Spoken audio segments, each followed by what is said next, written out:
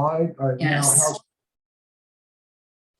can everybody see the presentation?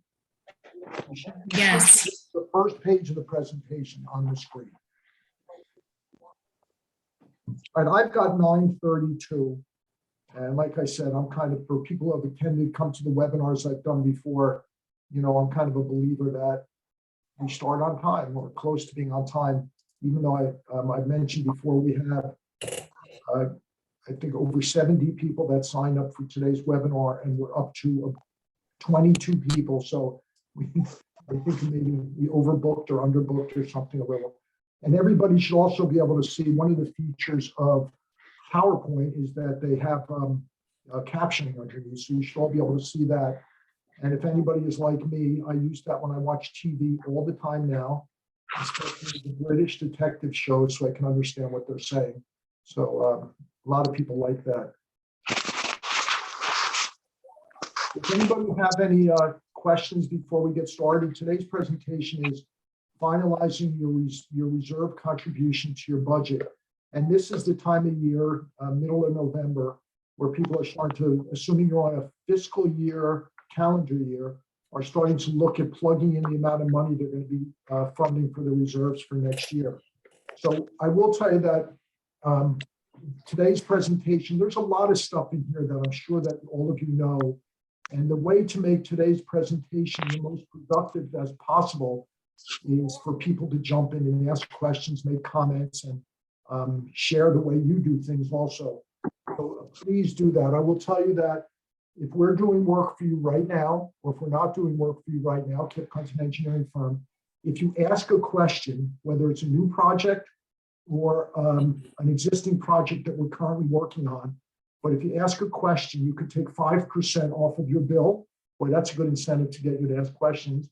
And if you ask a question, the question has to be about reserves. You can't ask me where I got this shirt from. But if you also ask a question that I can't answer, you could take 10% off. So remember that if you ask a question having to do with reserves as I'm going along, or even just butt in, whatever you want to do, if we're working on a reserve study or anything for you right now, just take 5% off your bill, because I think it's very important for you to contribute to the presentation, because I can present it, but you're all going through it, so you're all the experts. So, and also I like to use the chat feature. If you have any comments or questions or anything as I'm going along, that will also count. If you have a question on the topic, that will also count to the percentages. But now I have a question for you. How many people here are in the process of deciding 5% can also apply to proposals? Yes, if we have a proposal and you ask a question, if the 5% pertains to that. But how many people here are in the process right now of trying to decide how much money you're going to put in your budget for next year towards reserves? And if you can do if you just answer in the chat box, we can all get a feel for how many people are doing that. So how many of you are trying to make a decision on what is adequate and what to put in your budget for this year? Just one of these days I'll figure out how to use the poll here. Oh, somebody's guilty. Okay, well, you're not guilty. How long is your deal good for? Next year is fine. Okay. Oh, so only one person is in the process of deciding what to put in their budget for next year. All right. How many people have? All right, here we go. How many people have had a new reserve study done this year? Already, yeah, it's already completed. How many? And here's how many people are taking the reserve study that you had done, whether it's this year or last year's reserve study, and just plugging into your budget the number that came in your reserve study. So if an engineer like we did a reserve study for you and it says set aside $1 million, how many of you are taking that number out of the reserve study and just using it? Okay, that's us. All right, because all right, yes. All right, because I'm hoping that as we go through this, you'll find that the reserve study, without having a conversation with the person who prepared the reserve study, is not good. You have to have input to the reserve study and what the numbers are in order to come up with adequate funding. So let me get going here. Let's see if this works. just a little background on me, so you might think I know what I'm talking about this, but my name is Mitch Frumkin. I'm president of Kipcon, very involved in CAI. I'm sure you're all familiar with Community Associations Institute. So when CAI developed the National Reserve Study Standards a number of years ago, I chaired the committee that developed those national standards. About 3 years ago, or 4 years ago already, CAI updated those reserve study standards, and I co-chaired the task force nationwide that updated the standards, along with a gentleman from California named Bob Brown. Just recently, based on the tragedy in Florida, CAI National established a couple of task forces to come up with public policy relating to keeping this type of tragedy from happening again. And there were 3 task forces. One had to do with insurance, one had to do with reserve studies, and one had to do with building maintenance and structural integrity. And the structural integrity and maintenance task force, I co-chaired that with an attorney from Washington and DC and an attorney from Boston. And the task force on reserve funding, I was involved in that also. And one of the things I'm going to talk about is what is the public policy that CAI has come out with in regards to reserve studies. And I'm also going to mention, even though it's not the topic for this presentation, what is the public policy in regards to ongoing inspections? As I said, somebody already sent 5 questions already, and they want to know if they get a 25% discount. No, I'm just kidding. So I'm very involved in that on a national level just right now. As a matter of fact, just yesterday, CAI New Jersey, and I know some of you are not all from New Jersey, but CAI New Jersey has a legislative action committee that is dealing with making recommendations for statutory requirements in the state of New Jersey in regards to reserves and structural integrity inspections. And just yesterday, I was part of a meeting with the state senator from New Jersey to talk about exactly that and being involved in setting up the statutory requirements that are going to be coming out all over the country because of the tragedy in regards to reserves and structural inspections. CAI also has a book, Reserve Funds, How Why Community Associations Invest Their Assets. And I'm one of the 2 authors of that book, which is actually in the process of being updated right now. And I'm a little behind in getting the updated version done. There's also a best practices paper on reserves, which I was involved in preparing. About a few years ago in New Jersey, the Department of Community Affairs, along with CAI and the New Jersey Builders Association, came up with some very specific definitions on what reserve fund adequacy means.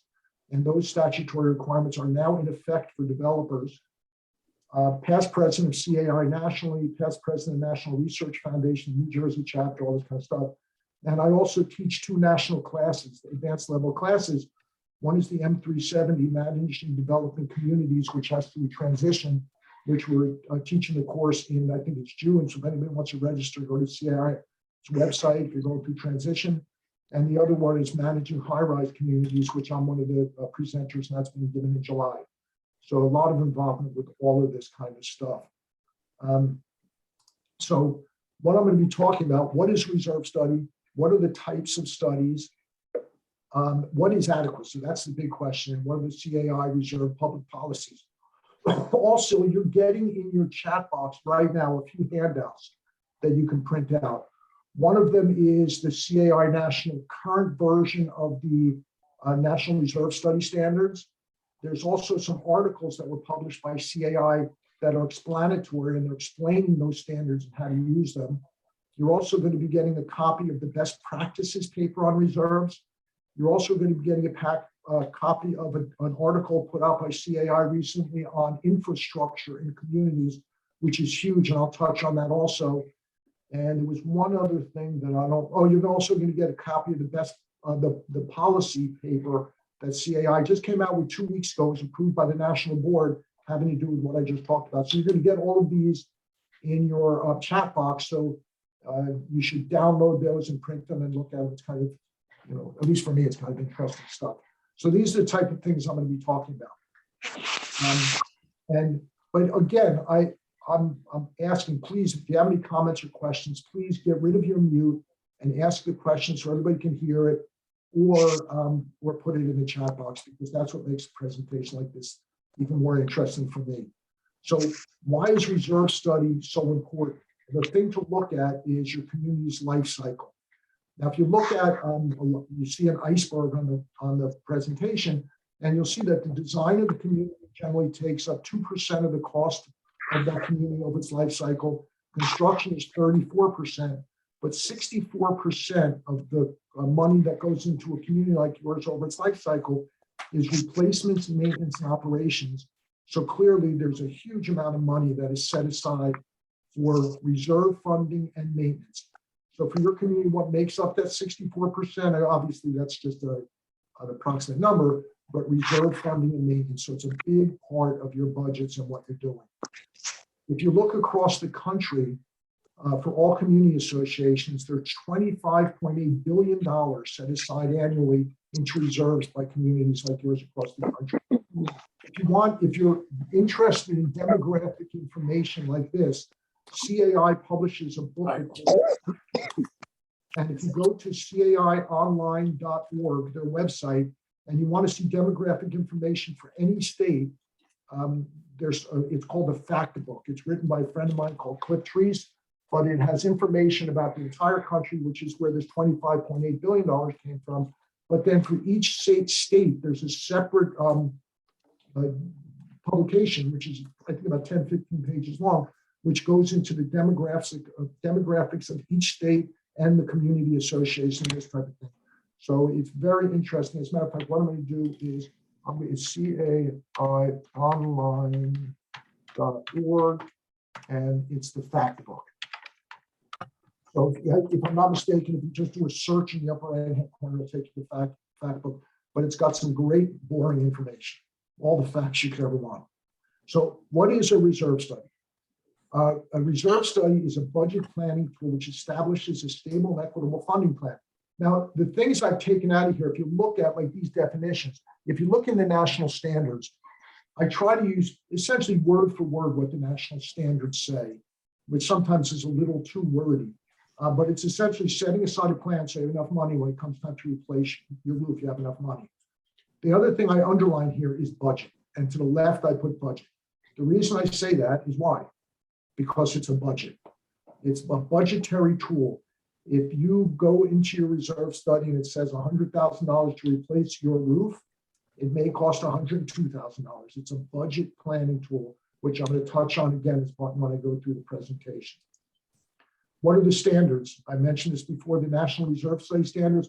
Keep in mind that like the building code and other standards, these are the minimum requirements to do a reserve study. What are the minimum things that need to be included in the reserve study? And as I go through this, I'm going to make some suggestions in terms of other things. This is the publication you're going to get. This is the Community Condominium Safety and Public Policy Report, which I talked about, but you're going to get a copy of that dropped into your into the chat room. All right, so a reserve study is made up into two parts, and I know we're all here to talk about adequacy, but I don't know how much experience and knowledge everybody has in reserve studies. So I'm kind of using this information to build up to the adequacy question, because that's the key to every reserve study. But a reserve study is broken into two parts, the physical analysis and the financial analysis. The physical analysis includes the component inventory, the condition assessment, the life and valuation estimates. The financial analysis includes the fund status and the funding plan. So those are the minimum requirements that go into a reserve study. What's the component inventory as part of the physical analysis? This is the basis for the entire report. This is like the foundation of the report, where you decide what to include in the study. What are the components? Are you responsible for the cost to replace the roof? Are you responsible for the cost to replace the sidewalks, the roads, whatever? But the task of selecting and quantifying the reserve components. Now, it's very important, I say this all the time, that your reserve study could be perfect, but if you're missing a component, it could be underfunded. If you have one additional component you shouldn't have, it may be overfunded.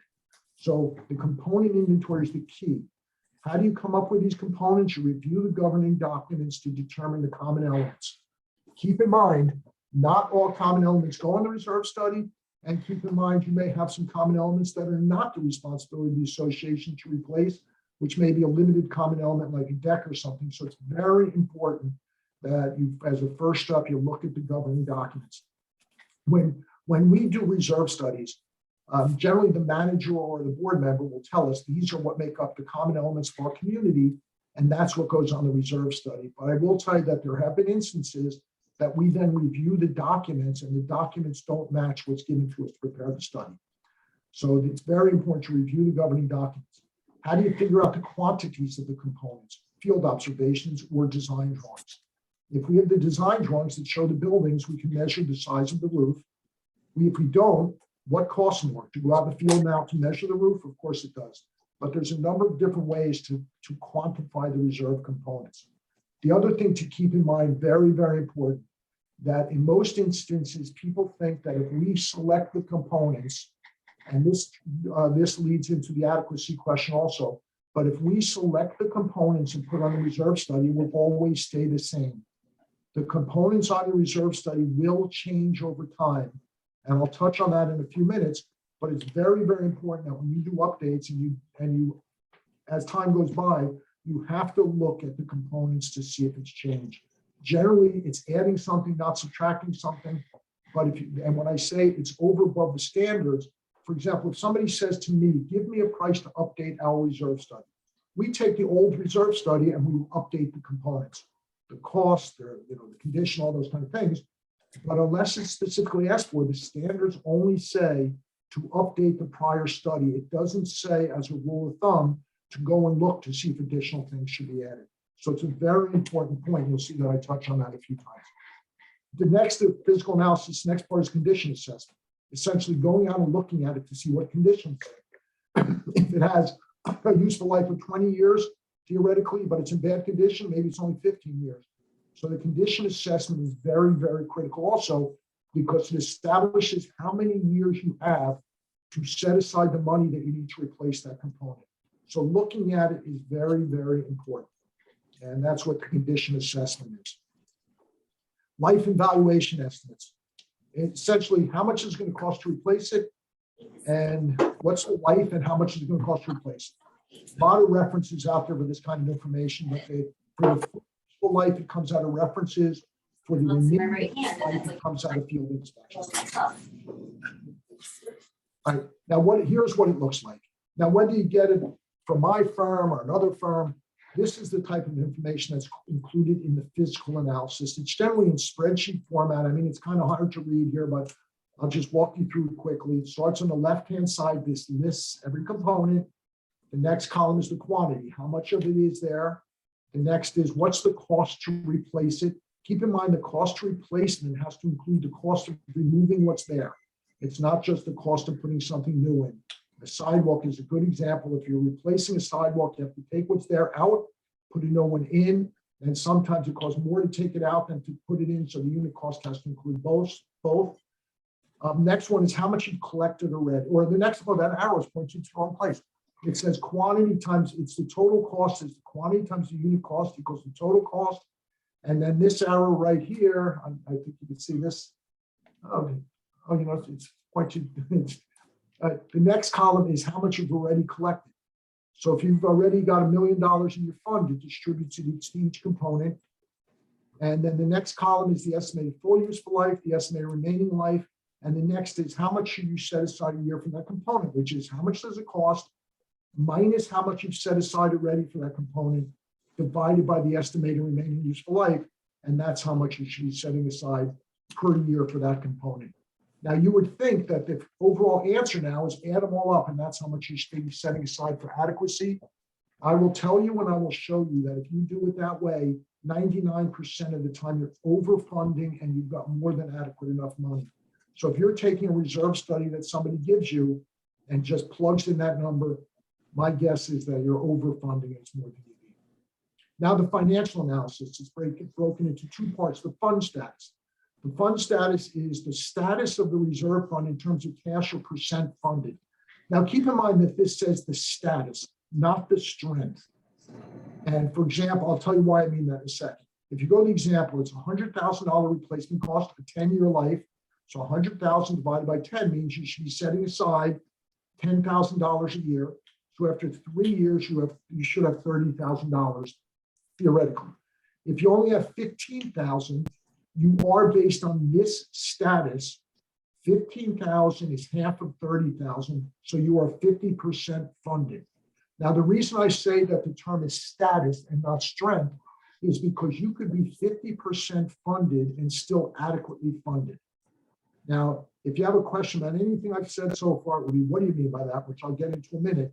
But keep in mind, this percent funded is very, very misleading. And don't think at all that you need to be 100% funded to be adequately funded, because it sounds a little awkward, but 100% funded in most cases is overfunding. So it says it's very misleading as it's measured against full funding, not adequate funding. The other thing I want to mention is, and I'll touch on it a little while later also, in certain instances or many instances these days and in the past, the banks say that in order to refinance a unit or to buy a new unit, the community needs to have a 10% funding as a minimum in their reserve fund. Don't be confused, because it's a different type of percentage. Here it's measured against how much you should be setting aside. In the banking requirements, it talks about a percentage of your annual operating budget. It's totally different. It's not really it doesn't give you anything, because it's really, in my mind, and they've actually said it to me, it's kind of an arbitrary number. But I want you to understand that the question comes up is, the comment is, don't mix percent funded for banking versus the fund status and the reserve studies. Two different things. The funding plan, this is the key to all of the studies. A funding plan is your plan to provide income to offset your future replacements from the fund. Those are the exact words from the standards. It says a minimum of 20-year cash flow projection. Most cases, people use 30 years, not 20 years, but it's how you set aside money. When you look at the funding plan is what defines for you and helps you get to the point where you come up with what is adequate for my community. So the funding plan is assuming the components are right, the physical analysis is right. The funding plan is the key to going forward. There are a few different types of funding plans, and I've listed them left to right in order of greatest risk to least risk. Baseline funding is where the reserve cash balance never goes below zero. You never run into a deficit. Threshold funding is where your cash balance in your fund is above a specified dollar or percent funded amount. Now, keep in mind, I think you see what I'm saying. This is the direct relationship to adequacy for your community. Full funding is reserve cash balance at or near 100%, which I talked about a minute ago. But these are the types of funding plans going from greatest risk on the left to least risk on the right. So what does it look like? And these words and these little bubbles here essentially give the definitions, but the bottom line in this case shows how much the community is currently setting aside, which you can see this dark line going across horizontally is zero. So you do not want your line to go below zero. That means you're running into a deficit and you're not adequately funded, obviously. The green line at the bottom, you see at this one point, it drops down to zero. That's called baseline funding. The top line, the blue line, is full funding or the 100% funded. And the orange line in the middle is the threshold funding, which is what most associations do. They do threshold funding. So to go back to the definition, baseline funding goes down to zero. Threshold funding or full funding is 100% funding everywhere thing.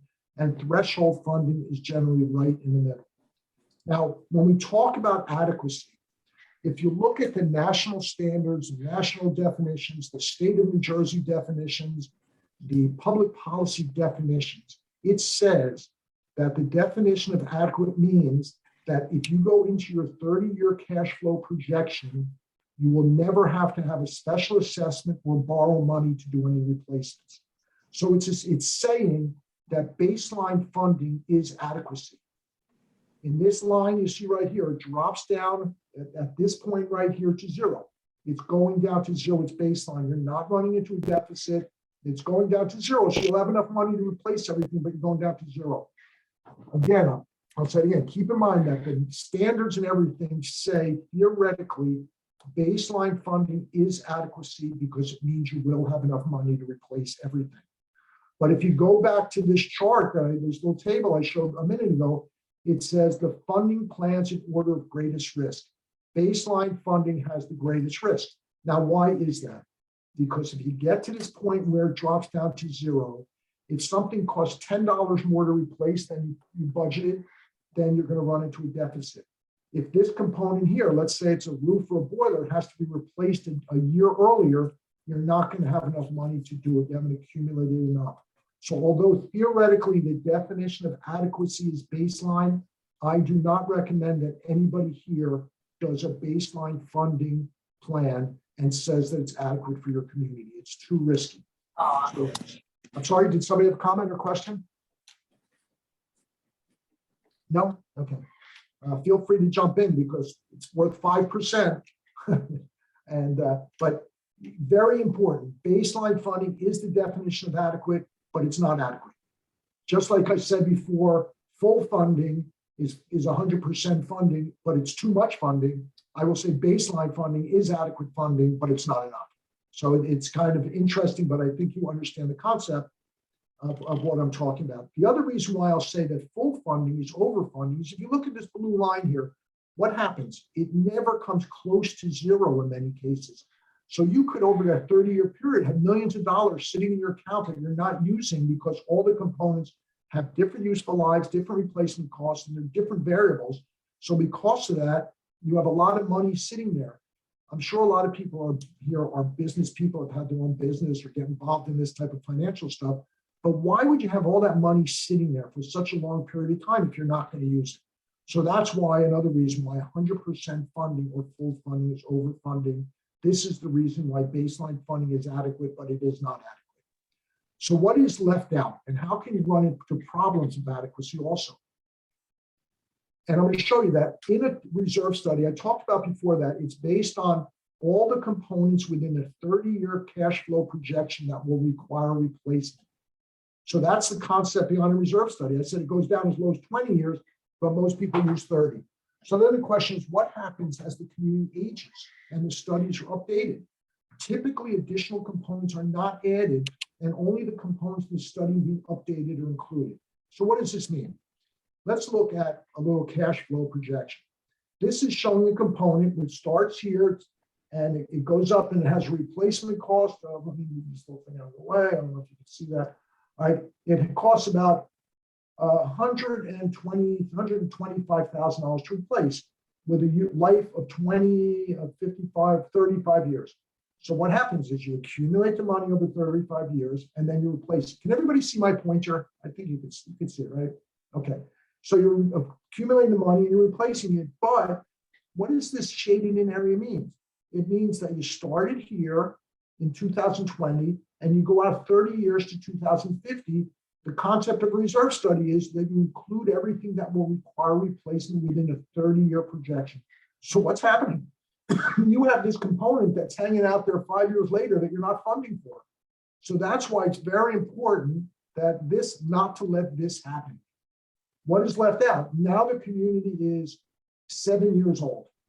So now this 30-year goes out to 2057. Now this component that wasn't in the study before falls within the 30-year window. So the logic is that as you're doing the updates to your study, you need to look around to see if anything's now fall within that window and should be added to the study. Because clearly, if it's not, if you don't add this component, you're going to get to this point, it's going to be time for its replacement. You will have no money and you're not adequately funded. So it's very, very important that when you do an update to your study, don't miss this. Again, the standards are not really clear. They don't say that as communities get older, that you shouldn't add things. It doesn't say that, but you need to. You need to look at it and do that. That's why I say it's a minimum standard. There's a question here. Why is infrastructure is not listed in the inventory? And I think you're talking about the structure of the building itself, which we'll get to in a few minutes, because that's a comment that's come up a lot recently about the infrastructure dealing with the structure. And you read in the press a lot, or you've seen in the press a lot, that the collapse in Florida took place because they weren't funding for the structure of the building, which is part of the infrastructure. You do not fund for the structure, which I'll touch on in a minute. But it's a great question, especially with what's going on, what happened in the last few months. So Maria, 5%, as long as you accept my answer as being right. So what is left out? So what else is left out? Preventive maintenance. You're going to see this in statutory requirements starting to say that when you do a reserve study, not only do you need to do a reserve study, but you need to do a preventive maintenance schedule. What is preventive maintenance? Now, you may not be inadequate in your reserve study, but you may be inadequate in your budget if you don't have preventive maintenance. I'll show you how it affects you. Preventive maintenance is maintenance that's carried out on a predetermined interval aimed at reducing the performance degradation of that component. These types of items are things such as pavement seal coating, parking garage sealants, balcony coatings, and things that may not be included in the reserve study. There should be a note there. But let me give you an idea of how preventive maintenance can affect your reserves and your funding and your adequacy. Let's say you have a component that has a $100,000 replacement cost, of 10-year life, it's $10,000 a year. At the end of 5 years, you realize that it's not going to last that full 10-year estimated useful life, and you only have 5 years left. So what that does is it significantly can increase the amount you need to set into your reserve fund because you do not maintain it so it attains its full useful life. So preventive maintenance is very, very important, and a lot of communities do not include that. But again, one of the public policy positions that CAI is coming out with now is that when you do a reserve study, you also need to have for your community a maintenance manual, which I'll touch on in a few minutes. So you can see the direct connection between maintenance and reserves. And I only know of one management company that whenever they ask for a reserve study proposal, they also ask for a preventive maintenance schedule to go along with it for each of the components on the reserve study. But I will put a little asterisk on that. It doesn't necessarily have to be preventive maintenance for only the things on your reserve study. Take, for example, wood siding. Wood siding typically has a useful life of 40 years, just use 40 years. First of all, it's not on the study for the first 10 years. Second of all, if you don't paint and maintain your wood siding, there's no way it's going to last 40 years. So keep in mind, when you do preventive maintenance, it should not only be for the things on your reserve study, it should be things off your reserve study also that are a common element that you don't want to fall on your reserve study earlier than you need to, and you want them to get their full life. So preventive maintenance is very, very important. I also want to mention corrective maintenance, because corrective maintenance is also something that has been very much discussed as part of these public policies, because people have a tendency to lump together all types of maintenance. Preventive maintenance is for predetermined intervals, something that you can plan on in advance. Corrective maintenance is something that you can't plan on in advance because you don't know what you're going to need to correct. And this relates directly, Maria, to the structure of the building. And I'm going to touch on this with periodic inspections, because when you go out to inspect the structure of the building, you may see that there are problems occurring as it gets older. It doesn't mean it was built wrong. It just means that you're starting to see conditions that require corrective maintenance so that you don't run into a big problem. So corrective maintenance is maintenance carried out following the detection of a problem with a goal of remediating the problem. This is not able to be predicted and is out of the scope of a reserve study. The other thing that we talked about a lot in these task forces, when it comes to the structure of the building, do not think that the person who's doing the reserve study is looking at their structure to see if it's in good condition. The structure has a pretty much a very long useful life, is not included on the reserve study, and is not looked at as part of the reserve study. So don't think, and that's one of the reasons why CAI came out with these public policies, don't think just because you have a reserve study done, it protects you from structural problems. It doesn't, because it's not included on the reserve study. Here's another publication that I've given you. I think it's in your Dropbox. It's called Breaking Point. CAI came out with an article on examining aging infrastructure and community associations. And it directly talks about the kind of things I'm talking about, like the structure and infrastructure that is typically, structure is infrastructure, but the things that are not included in the reserve study, and how we're running into problems with this because we don't maintain them. But you should have a copy of this article also dropped in your Dropbox. So what else is left out? Evaluation of the replacement components. In an update of a reserve, and this is to help you get adequacy with putting aside less money. is in an update, the replacement component generally matches what is installed, and it does not consider maintenance costs or energy costs. Now, maintenance costs we've talked about, most communities don't set aside maintenance costs. It's the preventive maintenance. Energy costs, of course, you set it aside because you have an air conditioner system. It doesn't work unless you have energy. So when you start looking at the life cycle of a community on a day-to-day basis, you really need to start considering not only maintenance costs, but the energy costs. So let me give you two examples. When it comes to preventive maintenance, it's a wood fence, $75,000 replacement cost, 15-year estimated useful life. So that's $5,000 a year. But now let's add to a $25,000 painting cost on a 5-year cycle. So that's $25,000 divided by 5 equals $5,000 a year. So your total for that wood fence is not just the replacement cost of $5,000 a year, but you may need to add to it the $5,000 a year for maintenance for a total of $10,000 a year. So now when you replace that wood fence, what are you going to replace it with? A wood fence? Let's take a look at the life cycle cost. Let's replace it with a vinyl fence.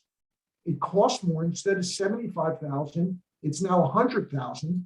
It has a 30-year estimated useful life, and I'm being kind here, it's probably longer than that, but a 30-year estimated useful life. So 100,000 divided by 30 is $3,333 a year for replacement. But since it's a vinyl fence, you don't have to paint it. So get rid of that $5,000. So now you're setting aside $3,333 a year as compared to $10,000 a year, a savings of $6,667. Now, a lot of people do with what's called first cost. What's the cheapest now? We'll do it. And they don't take into account the maintenance, which I've been talking about. But you can see how over the life of these things, it can save you money. Now, let's talk about energy. How many people, when you look at your reserve study, especially in high-rise buildings, not only look at the replacement cost, but also look at the energy costs of your mechanical equipment? Here's an example, pretty straightforward stuff. $100,000 replacement cost for a boiler. It has a 20-year useful life, so that's $5,000 a year. Your energy cost for that boiler is $50,000 a year energy. So your yearly cost is replacement of 5, energy of 50 for a total of $55,000 a year. So now you replace with a higher efficiency piece of equipment. It costs more, it's $125,000 replacement cost, still has a useful life of 20 years. So now the cost per year for the replacement is $6,250, but your energy cost drops in half to $25,000. So what happens is your total cost a year, instead of being $55,000, is now $31,250, a savings per year of $23,750. Now, you talk about, I'll touch on not including incentives in a second, but you talk about if somebody's doing a reserve study for a high-rise building that has all kinds of mechanical equipment, a lot of energy, I would say you should take a look at it so that when the person's doing a reserve study, they're also looking at the energy costs so that when they have in there the replacement for the equipment, it's based on high efficiency equipment, not the equipment that was put in when the building was built 25 years ago. Don't kid yourself. To do a study like that costs significantly more, but there are huge, huge savings to do that. And now I say in here, it does not include incentives. Here's another website you should look at, dsireusa.org. Now, if you go to that website, it's going to come up with a map of the United States like you see here. And by the way, we're going to send you all a copy of this PowerPoint, so you don't have to write this down if you don't want. But if you go to that website, what's going to happen is you're going to get a map of the United States. Go to your state like New Jersey, click on it. In New Jersey comes up with 74 incentive programs so that, let's say you're replacing your boiler, there's, I'm sure the state of New Jersey, incentives for you so that you can get money to use higher efficiency equipment.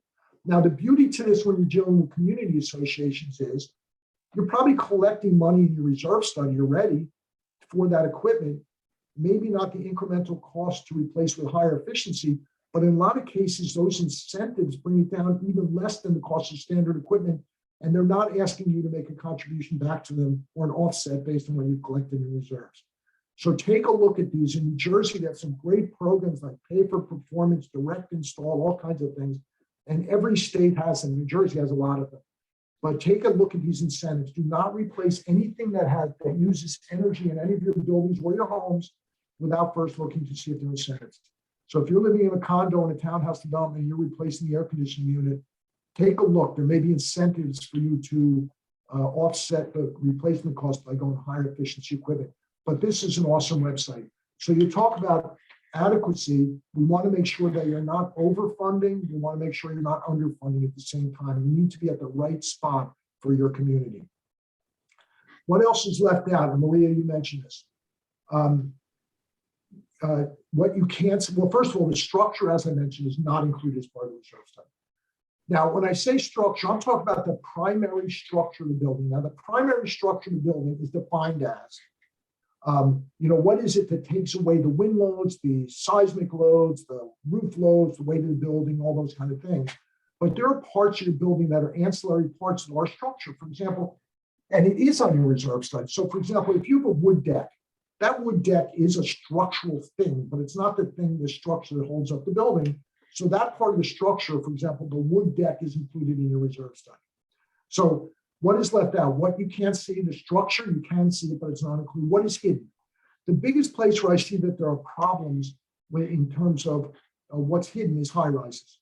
What about riser chases within walls and all plumbing in walls, and I shouldn't say it's not just high rise, it's not just high rises, because I've seen that on mid-rise buildings, on 3-story flats, apartment style condos, that kind of thing. But what is hidden? Now, the reason I say that is because when you're setting the adequacy level, which I'm going to talk about in a minute, you may want to set your adequacy level, what is adequate for your community, higher and maybe closer to full funding, because there are certain things you can't see that are going to have to be replaced, and it's very hard to quantify. So what's left out? What is hidden? All right, adequacy, what does it mean? And I said this before, a funding plan in which a deficit does not occur.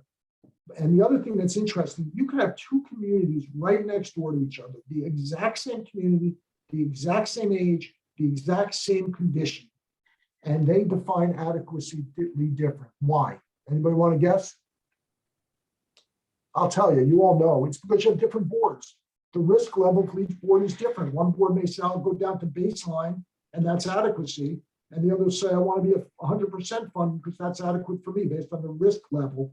So there is no way I can sit here today in this presentation and say, this is what adequacy is for you. So, but this is going to show you, give you some ideas on how to come up to what adequacy does mean for you. All right, here's a question. Let's see. Does the reserve study include the suggestion behind? What infrastructure? We talked about that, Kimberly. And Jolie, please keep track of the names so they can make sure they get the 5% discount in case they forget to ask. All right, let's see. So I am not clear. Does the reserve study include the suggestions about high efficiency things? No. The reserve study, if you're doing a reserve study in conformance with the national standards, what it does is it says the fence is wood, we're replacing it with wood. The boiler is a standard efficiency boiler, we're replacing it with a standard efficiency boiler. These are the things you need to ask for. And I'll talk about at the end, how do you request a reserve study?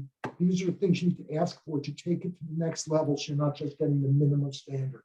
All right, we know building costs now are unusually high. Will a study initiated now use current high cost replacement more like pre-COVID costs?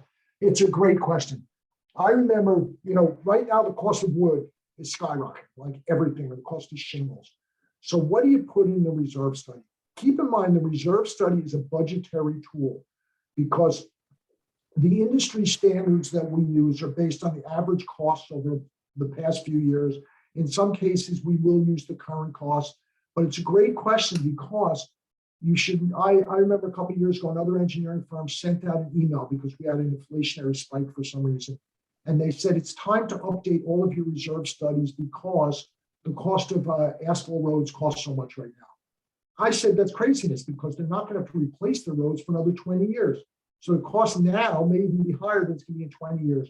So keep in mind, it's a great question. It's a tough thing to give an answer to. I'll give you 10% on that one because there really is no 100% right answer for that. When we do a reserve study, the way it's typically done, it's based on current costs. But in some cases, those current costs like today, they might be higher than it's going to be in a few years, which is another reason for updating it. but keep in mind that it's a budgetary tool. But that's a great question. Thanks. Who asked that? Let's see. Sharon? Thank you. That's a great question. I know I don't have a 100% answer, but it's a very good question because the prices are high. They're spiking right now. So I talked about this a lot. What does adequacy look like? Adequacy, the definition of adequacy starts right here. And what do I mean by right here? Let's look at it close up. It means this bottom line is baseline funding. It goes down to zero. The blue line is full funding. It's way up here. You're going to have a lot of money sitting in your account.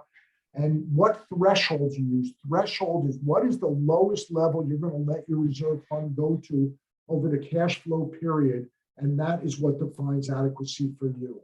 So it's, like I said, it's not going to be the same for every association at all.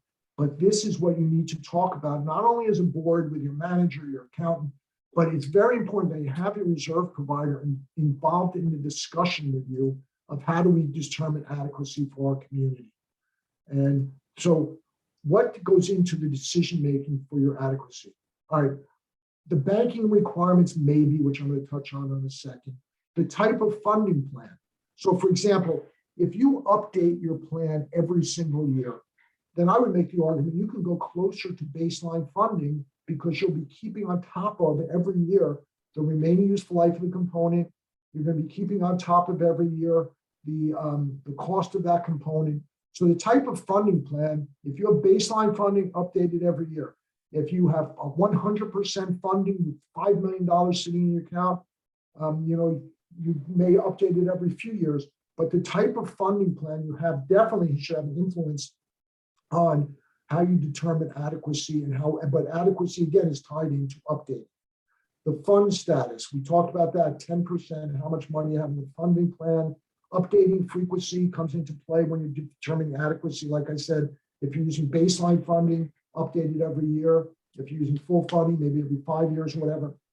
And the cost of the most expensive component. What I mean by that is, a general rule of thumb is if the most expensive thing on your reserve study costs $10,000, some communities say, we never want our reserve fund threshold to drop down below the cost of replacing the most expensive component. Because what happens after it has to be replaced early, we want to make sure we have the money. Now the question comes up, okay, well, if we have 50 buildings and the roofs are $500,000, that means we have to set aside $500,000? Absolutely not.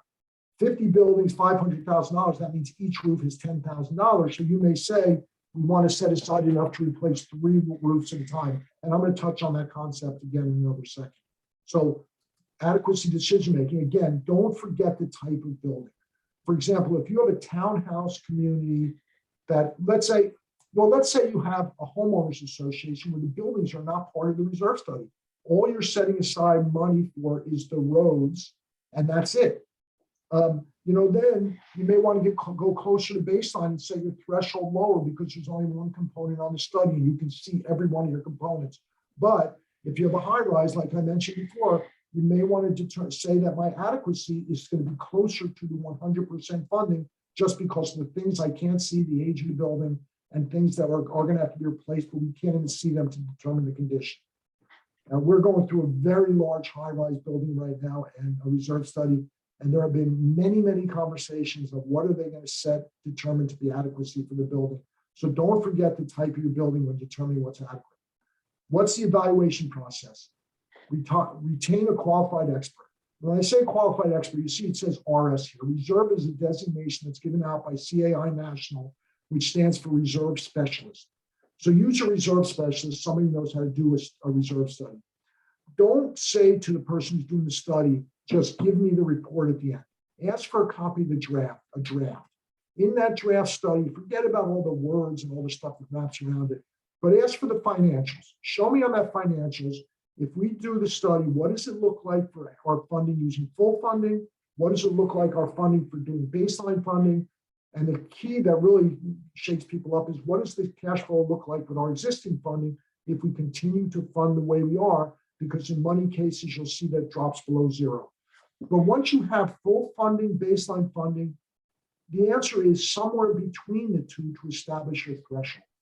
So then once you get that, you need to evaluate the updating frequency, the cost of the most expensive component, the current fund status, and Then meet with the preparer as well as your manager, the accountant, whoever you want to meet with, but meet with the people to discuss your risk tolerance, the variance alternatives, funding plans, and the evolution. And what I mean by evolution is, let's say you're very much underfunded.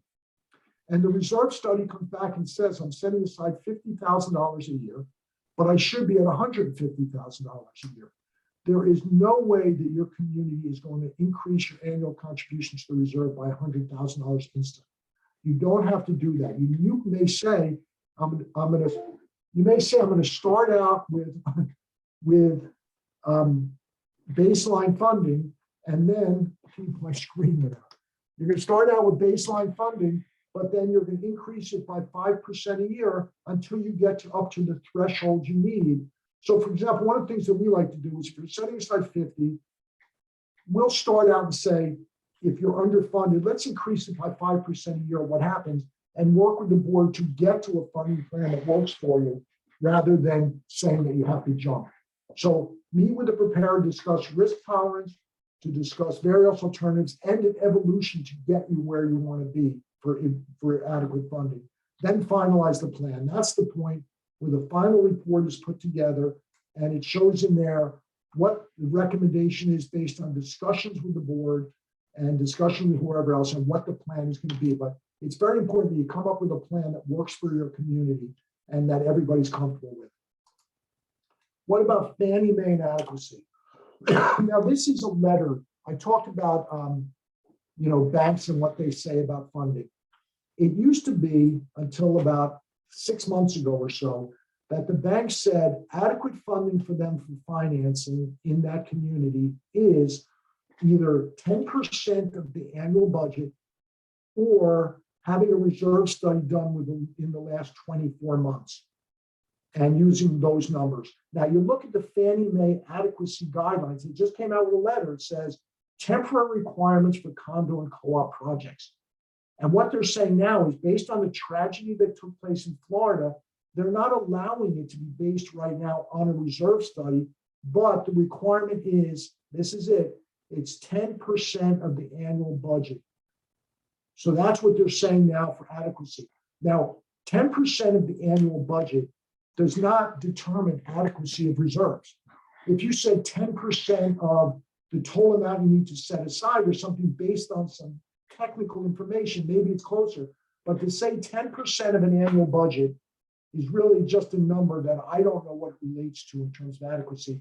But that's what they say right now, that it has to be based on 10%, not based on a reserve study. Now, let's see, there's another question. All right. How do they handle water and sewer pipes and fire hydrants on privately owned roads, which the association is responsible? A great question. I mean, to handle water and sewer pipes, the water and sewer pipes are generally underground, so you can't see them. What we like to do is ask the community, have you had any historical problems with the water pipes? Let's say the laterals that go to the home. Now, if they say historically for the last 10 years, every year we're spending $5,000 to replace one of them because it breaks, it's underground. We may recommend that you put into your reserve study $5,000 a year for water pipes based on historical information without seeing them. So that's the type of discussion you get involved in, and that's why these meetings are important. Let's see, preventive maintenance costs are included in the reserve story, should be included in the annual operating budget. It's a good question. Generally, our experience has been that preventive maintenance is a separate schedule. You will see that there's some gray areas there, like when you look at the reserve study standards, it also says you can include preventive maintenance in the reserve study as well as the replacements. So there's really no preference to me as long as it's included. But when you get a regular study, it's based on replacement, and it doesn't include the maintenance. That's the thing to keep in mind. Is the request for PM costs and additional costs to the study including the request for project management costs? I think that's what that means. What we do is for the major components like a roof or a road or things like that, where it does require engineering to do specifications, contract administration, those type of things, we include in the replacement cost a percentage of the construction cost for those engineering fees.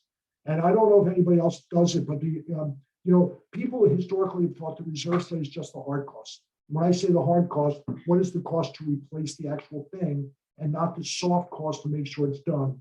more and more people, including ourselves, including the reserve studies, the soft cost of overseeing the project. The other thing you'll see in the new public policies from CAI is that when it comes to soft costs, that where you put in your budget, you're having your budget probably the amount for an attorney each year, the amount for accountant each year, the amount for a manager each year, but there's no line item typically for the cost of an engineer or the cost of the reserve study. So the public policy now say that to include in the reserve study the cost for updating the reserve study. So for example, if we did a reserve study that has a 2 years life before we recommend it be updated, now we're starting to put in the reserve study the approximate cost to do the reserve study divided over 3 years as part of reserve component. Also, inspections and engineering fees, you're going to start seeing them in the reserve studies. So, but there's a few different types of studies. There's a full study that includes doing everything, an update with a site visit, where I've talked to death, where you're updating a prior study but not adding anything based on these standards. An update with no site visit. An update with no site visit means I want to add I'm doing my roofs next year. And do I have enough money to do it, or do I need to spread the cost of replacing all my roofs over a number of years? So a lot of times the community, when they're working with us, will say, let's look at our reserve study and put it in a plan for replacing the roofs to see if we have enough money without going out to site to look at them. We just want to do it for financial reasons. The other one, which was just added in the national standards, is preliminary study. I don't think there's any developers here. So a preliminary study is what's done by a developer to include in the governing documents before a community is even built. It's for just budgeting purposes. This is the differences which I just talked about. What kind of study do you need?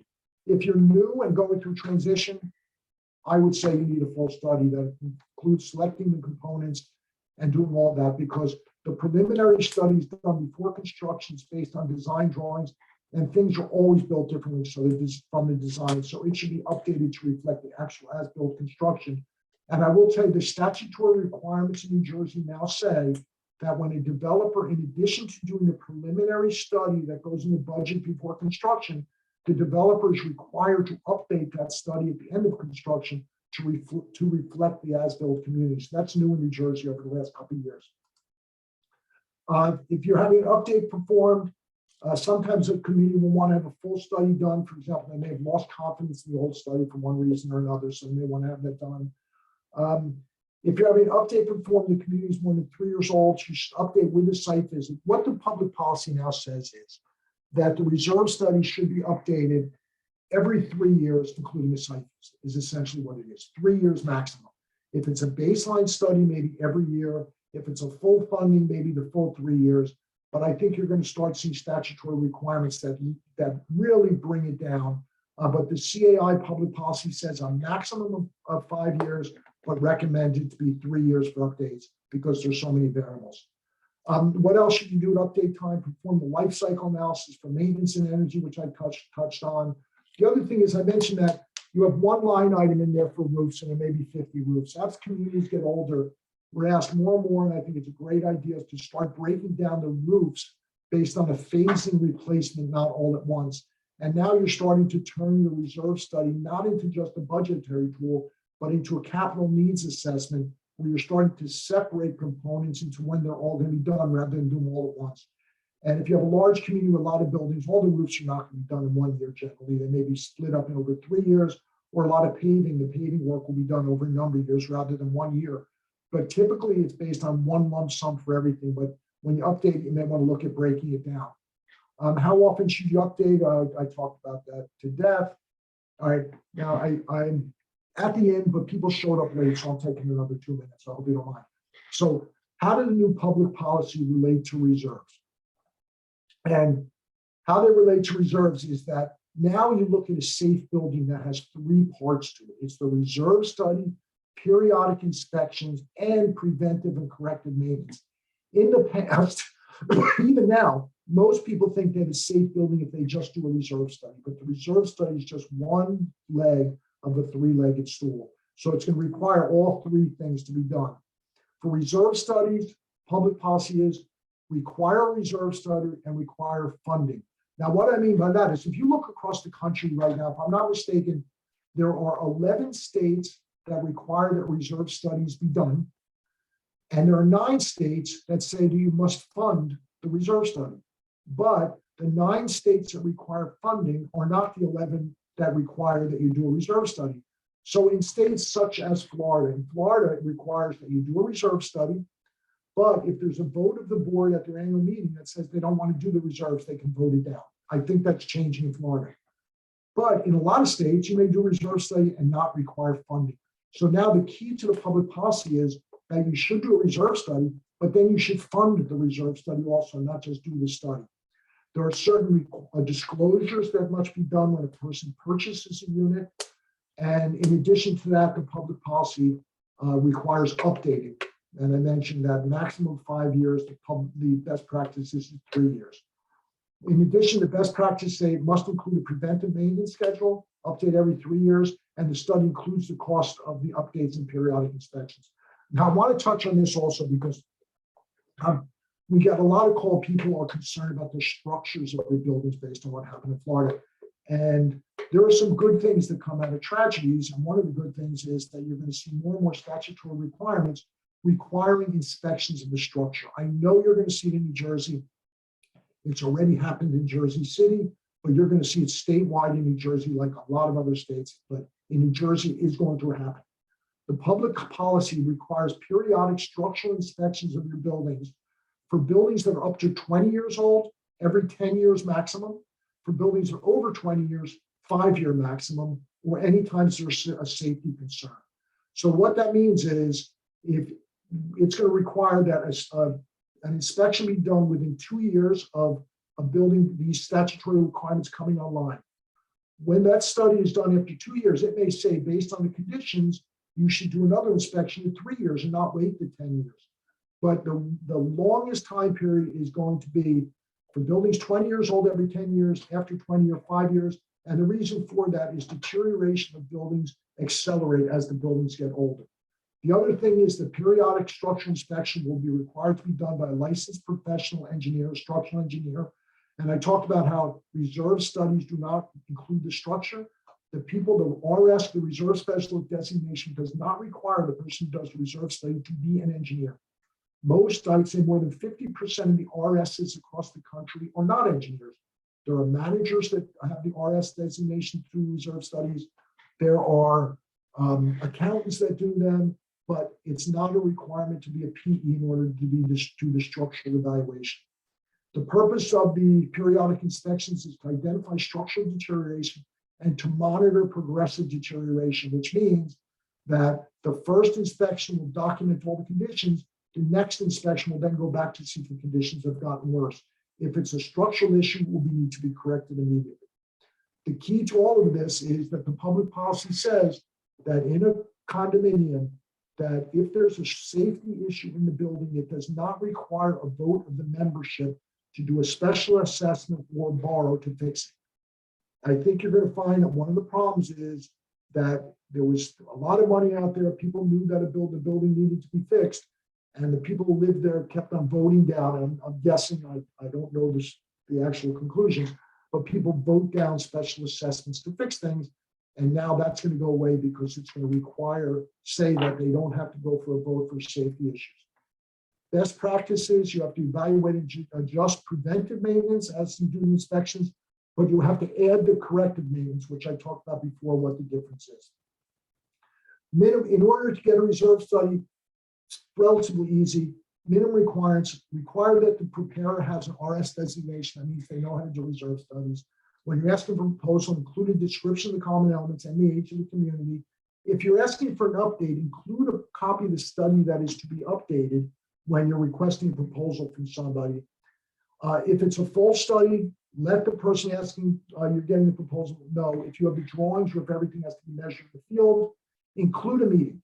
Do not ask for a reserve study proposal without a meeting for the person who prepared it before it's finalized. Ask for the information before the final report. I talked about that before. Ask for some of the options. Look at the entire community to add components. Do value engineering in regards to maintenance and energy. Break down the components into individual items rather than a lump sum, and add to the study the cost of the update in the future. We also offer on an annual basis, we do the reserve study, even if they're not updating the study, to do an inspection of the community to see any problem areas. And ask the provider if there's any other added value services they can provide. You should ask for somebody who has their RS. And I say this here, a lot of times in community associations, people will select the person to do the reserve study based on the price of the study. And they don't take a look at the qualifications of the firm that is doing it. Keep in mind that the study may cost $3,000 and the person with the experience may be $3,500, but it affects hundreds of thousands of dollars of funding. So don't select your reserve provider the same way you buy apples in the supermarket based on the lowest dollars per pound.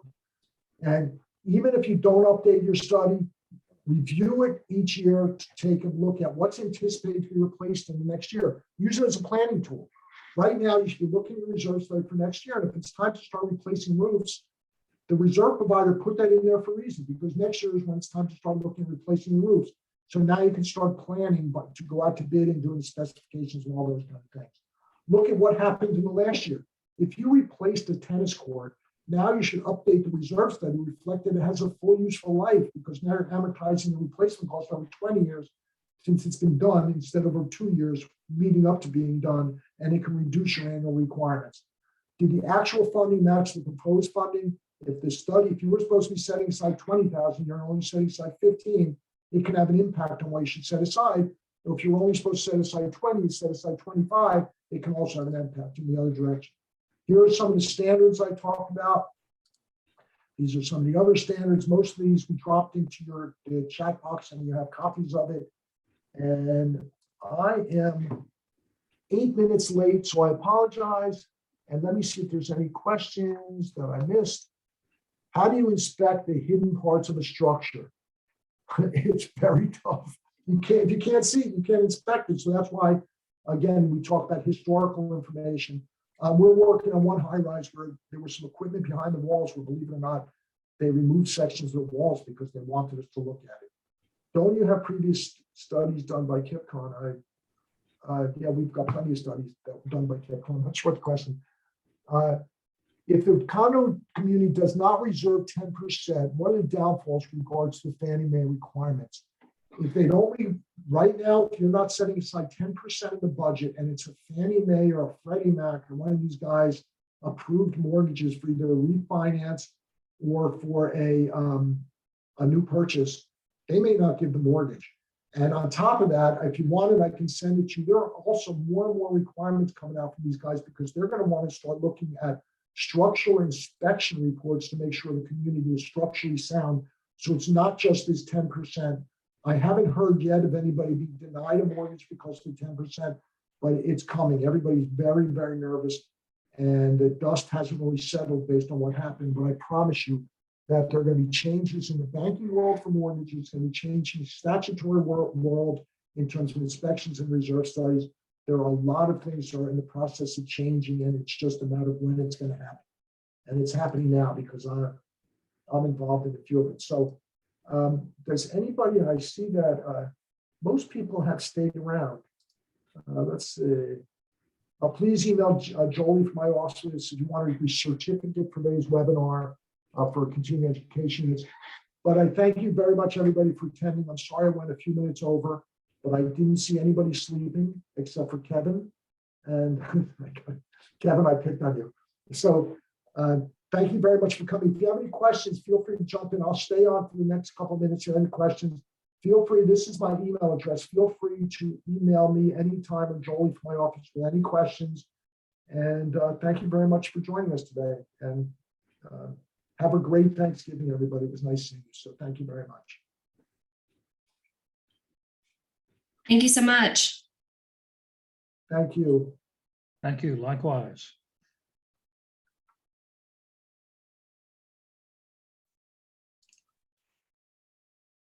Now I have to figure out why one of my screens went out. It's good to have two screens. I think I unplugged it.